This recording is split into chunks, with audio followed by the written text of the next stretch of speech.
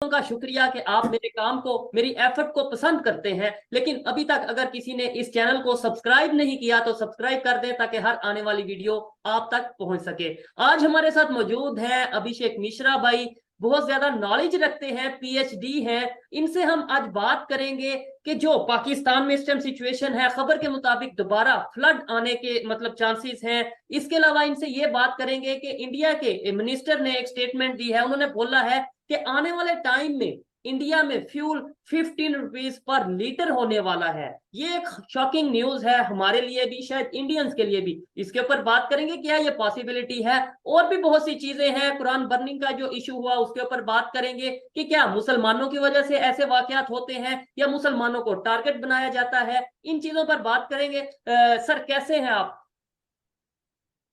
Thank you Shoaib ji, as usual आपके show पे आके बहुत अच्छा लगता है क्योंकि हम आपके फैन भी हैं, सब्सक्राइबर भी हैं और आपके साथ बात भी कर रहे हैं, तो इट्स सच अ प्रिविलेज। आप सब्सक्राइबर कह और सकते हैं आप, लेकिन फैन नहीं कह सकते। देखें, जिसका नॉलेज ज्यादा हो वो कम नॉलेज वाले को का फैन हो नहीं सकता। मैं इस चीज को नहीं नहीं, मानूंगा। नॉलेज आपको देखिए, नॉलेज बड़ी रिलेटिव। मेरी गाड़ी खराब हो जाए जी जी। और मैं पीएचडी में क्या कर लूंगा, मुझे कोई नॉलेज नहीं है। नॉलेज बड़ी छोटी सी चीज है। मैं आपको एक बात बताऊं, मैं जब अभी जर्मनी में था या कजाकिस्तान में था तो मेरे स्टूडेंट ने कहा सर आप पीएचडी, आप इतना जानते हैं, आप इतने नॉलेज वाले हैं, कैसे इतना जानते हैं। मैंने कहा मैं कजाकिस्तान में इलिटरेट हूं, क्योंकि ना मैं वहां की भाषा लिख सकता हूँ, ना पढ़ सकता हूँ, ना मैं वहां पे कुछ कह सकता हूँ।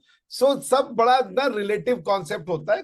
कोई पढ़ा लिखा नहीं भैया। सबसे अच्छी चीज है जो बोले ढाई आखर प्रेम के, दुनिया में सबसे विद्वान वही आदमी है, बाकी सब मेरे नजर में बेकार है। तो आपके हम बहुत बड़े प्रशंसक हैं, फैन हैं, बिकॉज जो काम आप कर रहे हैं उसकी अपनी एक अलग जगह है भाई। उसके लिए तो आप जो सच है बोला। मैं आपको एक और बात बताऊं, मेरा बड़ा अच्छा स्टूडेंट है एक, वो कई साल पहले मैंने उसको पढ़ाया था, आज से 6-7 साल पहले। तो उसने मुझे एक दिन फोन किया, भूले बिसरे बहुत दिन बाद। उसने कहा कि सर आप पाकिस्तान में क्या कर रहे हो। मैंने कहा मैं पाकिस्तान गया ही नहीं। उसने कहा मैंने आपको शोएब चौधरी के टीवी पे यूट्यूब चैनल पे देखा। मैंने कहा अच्छा हाँ, मैंने अभी तो उनको दिया था इंटरव्यू। तो बोले कि सर मैं उनका बहुत बड़ा फैन हूँ, उनकी कोई भी, तो मैं रिलीजियसली फॉलो करता हूँ उनको। तो मैं उस स्टूडेंट का नाम आपके चैनल पे ले देता हूँ ताकि जब वो ये सुनेगा, बिल्कुल वो सुनेगा ही, तो उसको भी खुश लगे। सो अर्जुन, मैंने आपकी बात शोएब तक पहुंचा दी है कि आप शोएब के बहुत बड़े फैन हैं।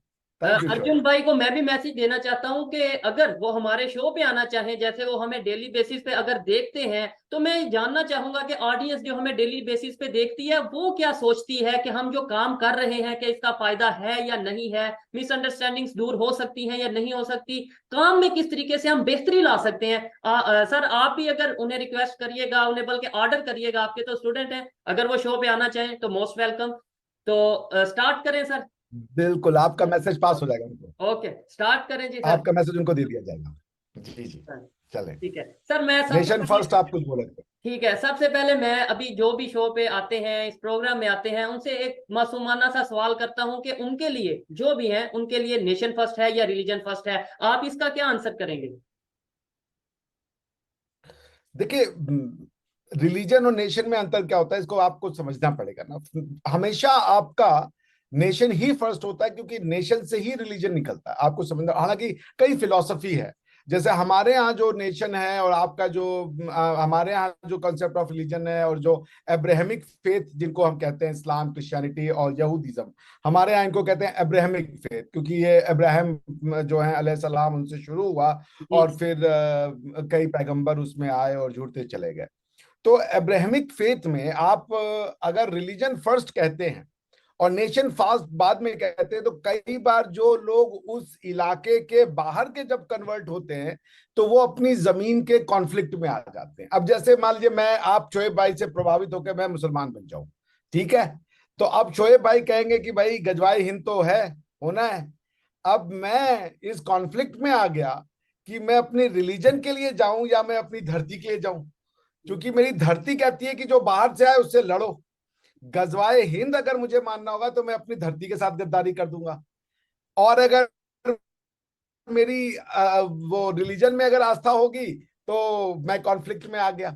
तो इसका एक ऐसे, हमारे यहाँ क्या हुआ कि जब भगवान प्रभु राम जो थे, वो जब लंका जीत गए, मतलब रामायण में जब उन्होंने हरा दिया रावण को, तो उनसे लक्ष्मण ने पूछा कि भाई आप ये बताइए कि ये तो आप उसको जीत चुके हैं, क्या नाम है, लंका को, तो आप पूरा यहीं पे रुक जाइए।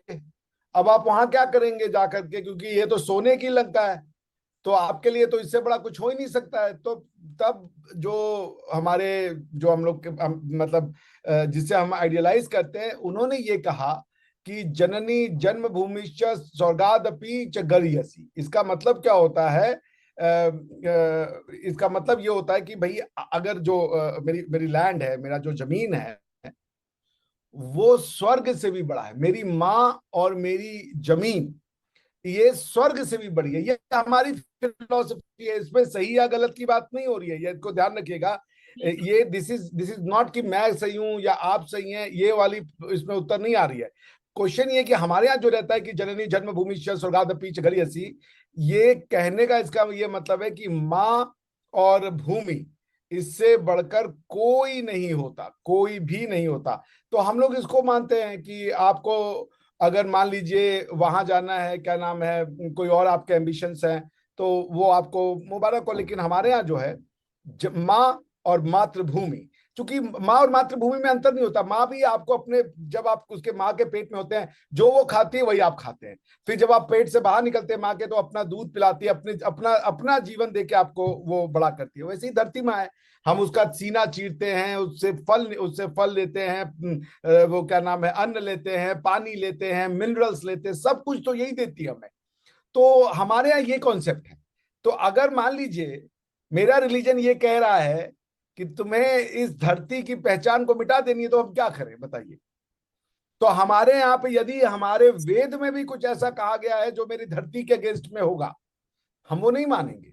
अच्छा सर, इसीलिए जब आप कहते हैं रिलीजन, यहाँ पे एक पॉइंट आता है, मैंने सॉरी आपकी बात को काटा, लेकिन जब गजवा हिंद की बात की जाती है यानी आपके वहां पे, तो कुछ लोग यहाँ पाकिस्तान में ये कहते हैं कि इंडिया वाले भी तो अखंड भारत की बात करते हैं। तो फिर मतलब इसमें थोड़ा सा डिफरेंस बताइएगा। अखंड भारत मेरे ख्याल से यूनिटी को का एक सिंबल है, जो मेरे ख्याल से सिंबल तो। अखंड जी तो जी। अभी भी है ना।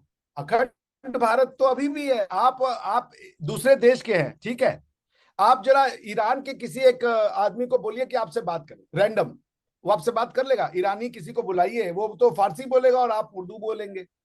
जरा चीनी को बुला लीजिए, बोलिए कि भैया आ जाओ, हमारे बेस्ट दोस्तों, जरा हमारे यूट्यूब पे आकर के जरा कुछ बोल के जाओ ना। आप समझेंगे ना वो समझेंगे। हम आपको क्यों समझे? कल्चर क्या होता है? कल्चर होता है भाषा, भोजन, कपड़ा और हमारे कुछ जो ट्रेडिशन होते हैं। आपकी भाषा क्या है, जिसको आप उर्दू कह रहे हो, बेसिकली उसमें 70 से 80% जो वर्ड्स हैं वो संस्कृत के हैं। ये आपके भी स्कॉलर मानते हैं, हम लोग भी जानते हैं। तो हमारी आपकी